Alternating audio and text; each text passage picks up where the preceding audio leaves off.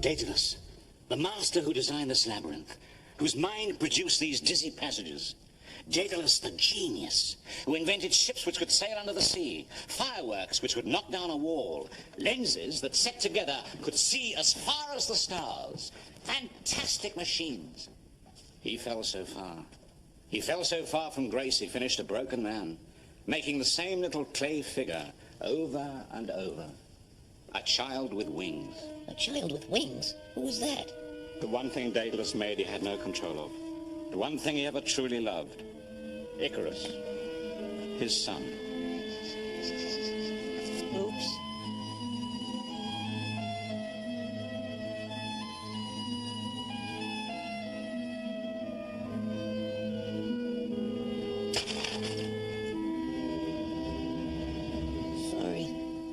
Daedalus, the greatest craftsman in Greece. There was no one like him. He was born in Athens. Like us?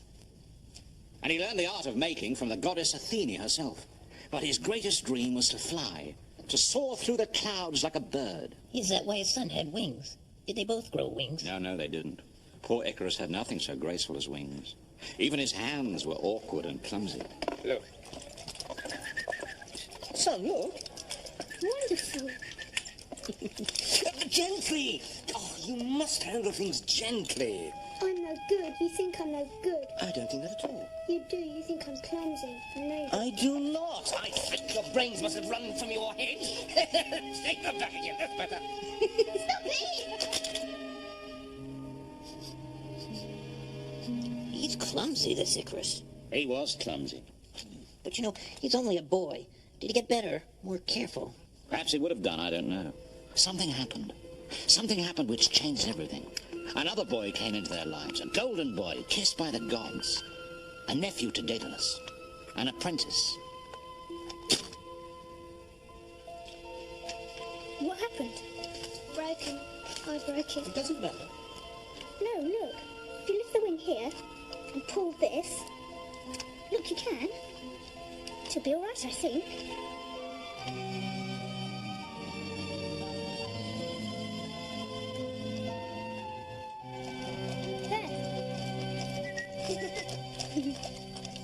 The gods play with us. Into Talus, his sister's boy, went all the joy of creation. The keen eye and the quick wit, as if the two children had been born to the wrong parent. For Talus was the kind of son Daedalus had dreamed of. Uncle, what's this? A jawbone of a snake. Why? What would happen if you cast us in metal? What? Daedalus watched the boy work. His brilliance, his curiosity, the ideas pouring from him. Daedalus watched all this, and it was like a knife twisting in his heart. Look, Uncle, look. He's clever, isn't he? He really is. And every day Icarus seems slower, more clumsy, more dull against the bright star of his cousin. Sometimes in the evenings, Daedalus would climb up onto the roof, the boys clambering after him. And then they would look out over Athens and watch the birds. And they looked hardest at the vultures, watched them glide, circle, or just hang in the air. I think what happens is the wind goes over both sides of the wings, and the back of the wings go up, and the air pushes the bird up. Can we go now? I'm hungry. Oh, stay a little longer. Every time we look at a bird or anything in nature, we're learning something. Yes, but I'm a bit bored. Oh, go on then. Go down and have your supper. You too, Meadow. No, I'd rather stay. I'll stay if you want. No, don't worry. I'll stay if you really want. Just go! Look, it's landed. When I look down from the sky, things are small. I see fields of corn like raffia mats. People shrink to the size of dolls. I see you hate your nephew. No. Huh? Nothing. Well, of course, he's everything you hoped for in your son and didn't get. You hate him. I'd love to fly, wouldn't you? Yes. I dream about it. Do you think it would be possible for us to fly? I think you can make wings like a bird's. Yes. I'd like to try. Is that like flying? Uncle, no, please! Don't worry, I will look for it. Fly it. Is there something my very, very clever nephew is frightened of? Hold on! Hold on! Please, help me! Talus fell, twisting and turning like a starfish. He fell so slowly through the air, it seemed to Daedalus he was falling forever. But he was never going to land, but he was flying. Then the ground reminded him. It came to meet Talos and jolted him asleep. What have I done? He killed him. He killed that little boy. He didn't mean to. He did. He didn't know what he was doing. It was pain. It was pain. It was his heart breaking. He looked down on the boy's body. If he could have thrown himself off in his place, if he could have wound back those few seconds of madness, but he couldn't. He couldn't.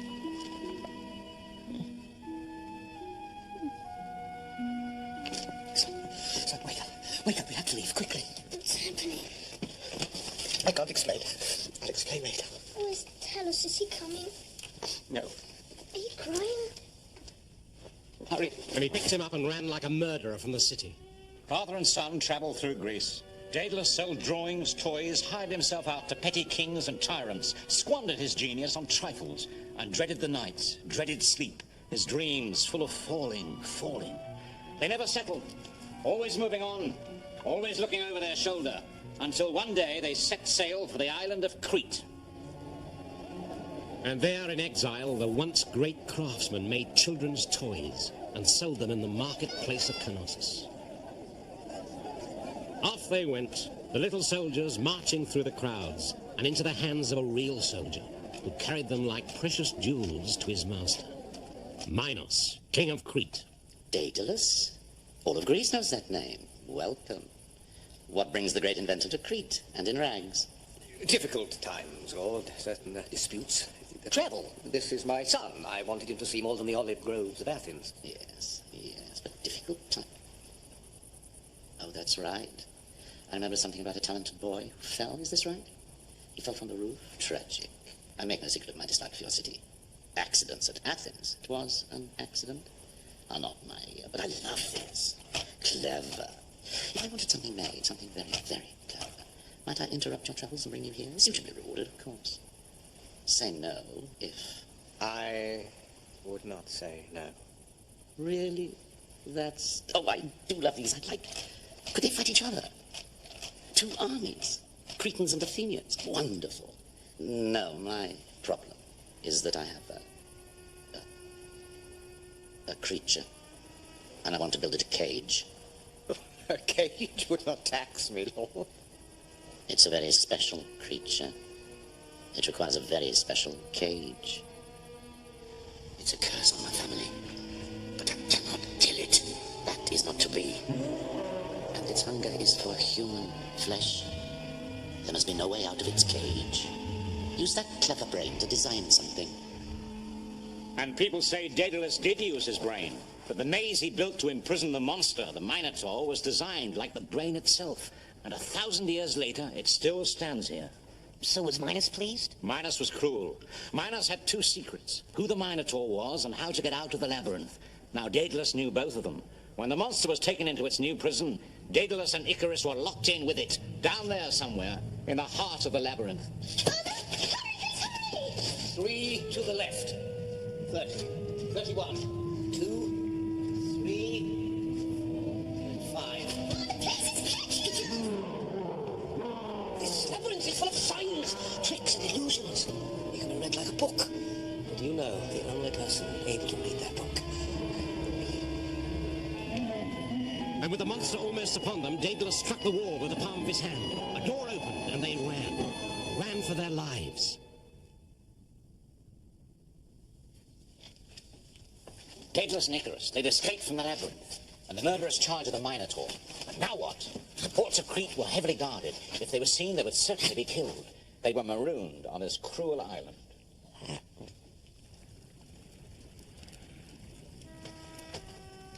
Look! I can leave whenever I like. I stretch my wings. Don't you think they're well designed? Could we fly like Talos said? Talos is dead. How did he fall, Father?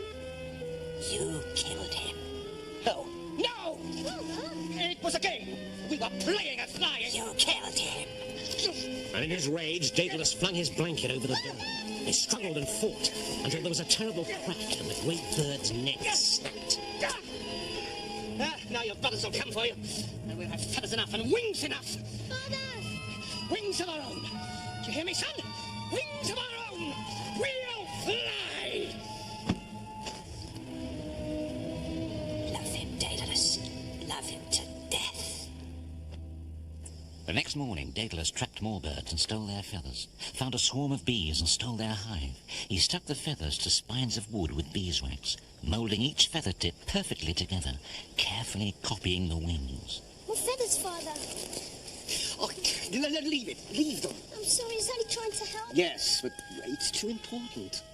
If it weren't so important... If I weren't so clumsy, if I was Talos. Now, my son, please, please listen to me carefully.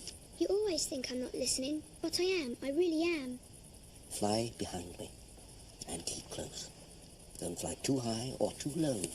If you fly too low, the sea spray will weigh down the feathers. If you fly too high, the sun will melt the wax. What did I say? If I fly too high, the sun will melt the wax. You're squeezing me. We're not saying goodbye, are we? Daedalus clung to his son on the hill. Then he kissed Icarus, and it seemed as if some great bird was feeding its chick mouth to mouth, as birds do, or that Daedalus was willing his knowledge into his clumsy son. Then they turned and ran to the cliff edge and up, out, and away. Away from the lands controlled by Minos. Flying.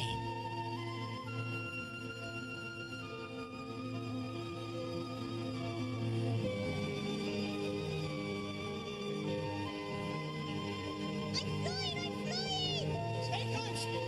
Not too low, not too high. Stay close. But Icarus did not stay close. As the earth shrank beneath him, he beat on, up, past clouds, past listening, past promising. Icarus flew on alone, higher and higher and higher, towards the sun. And bead by golden bead, the wax started to melt.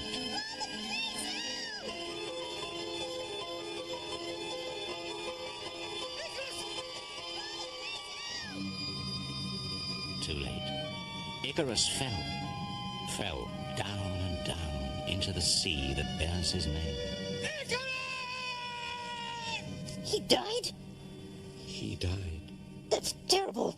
Why did he fly too high? He promised he wouldn't fly too high. I think when Talus dropped from the sad heights above Athens, Icarus was already falling, as if a single thread held them all together. Talus fell, Icarus fell, Daedalus fell.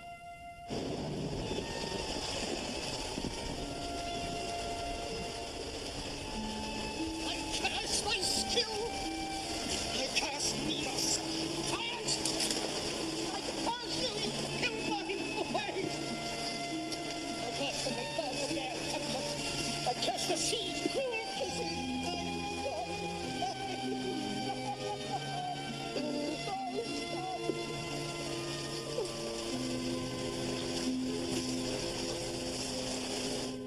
And Daedalus buried his dead child in the sand, buried hope and laughter and joy, laid the clumsy fingers in the ground, placed an obol in the foolish mouth, kissed the cold forehead. And then Daedalus flew, his tears falling from the sky like rain, away from Crete, away from danger, away from grief, northwest to Sicily and to King Cuculus.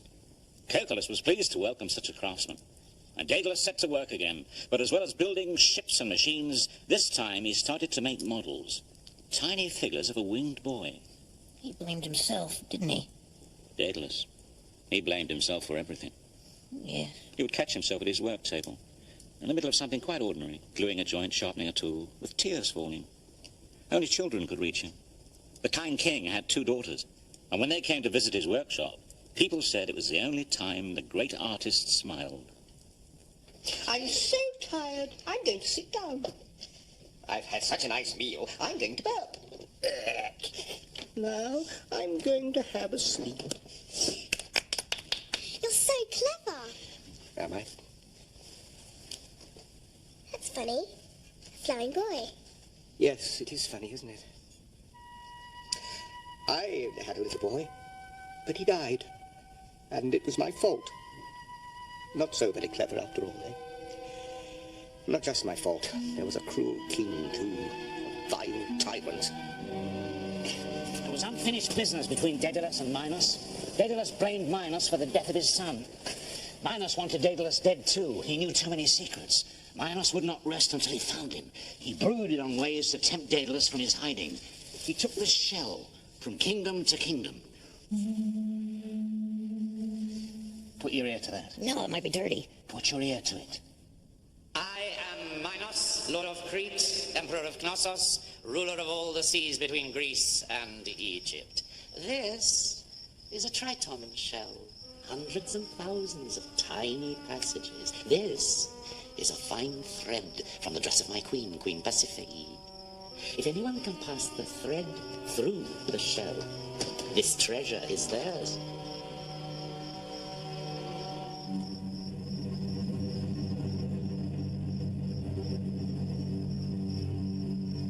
Nature makes such clever things.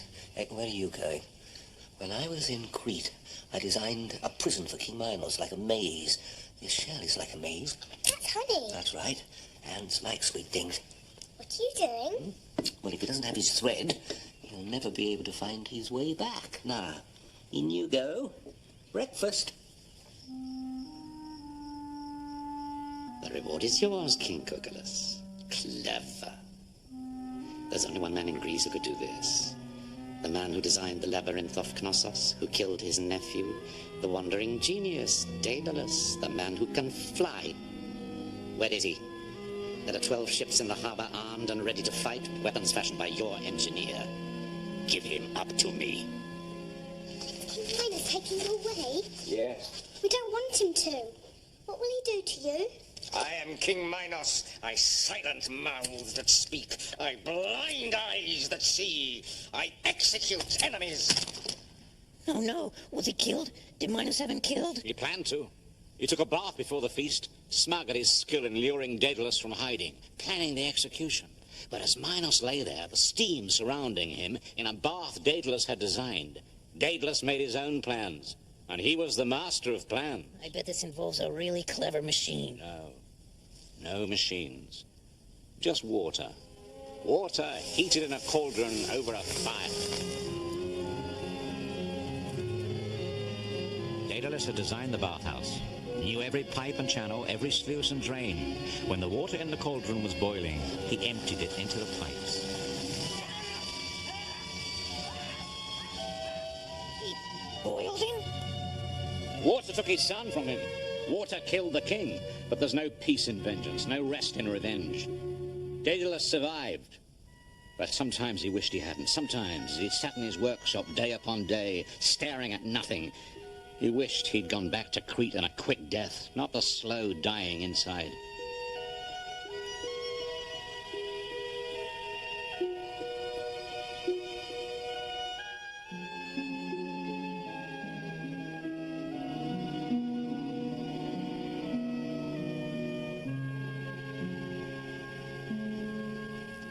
Daedalus, the man who could make anything, except a way to turn back time, a way to change the past, a way to turn solid stone into flesh.